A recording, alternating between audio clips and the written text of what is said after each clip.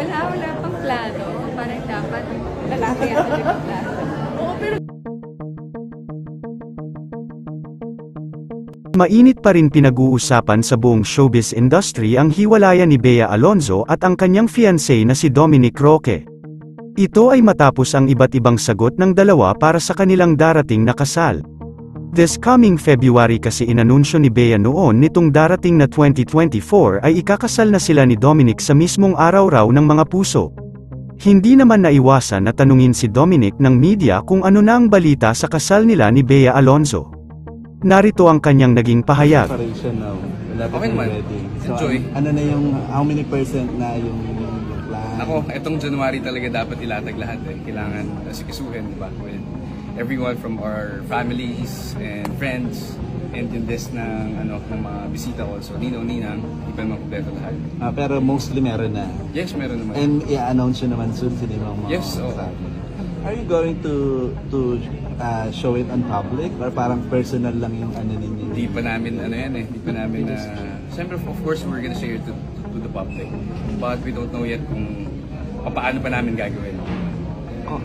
Ipinagtataka naman ng lahat sa naging sagot ni Bea Alonzo na tahasan niyang itinanggi na ikakasal siya ngayon. So ano ang mga sinabi ni Dominic, lahat ng yun ba ay walang katotohanan? Anya naman sa iba't ibang showbiz columnist, say na din ni Ogie sa kanyang reliable source na totoong hiwalay na sila ni Bea Alonzo. Narito ang exclusive na naging pahayag ni Bea Alonzo sa media.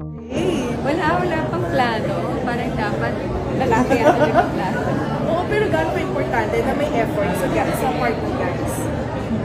I think your relationship is always two-way street. It's not, hindi lang pwedeng lalaki. We are always pushing for equality. So, equality means pati yung effort equal. So, sa relasyon naman namin, wala namang mas nag-e-effort at mas hindi nag-e-effort. So, yeah. May ideal time ko ba o Valentine's celebration? Wala pa ako. Hindi ko parang meeting din namin yan.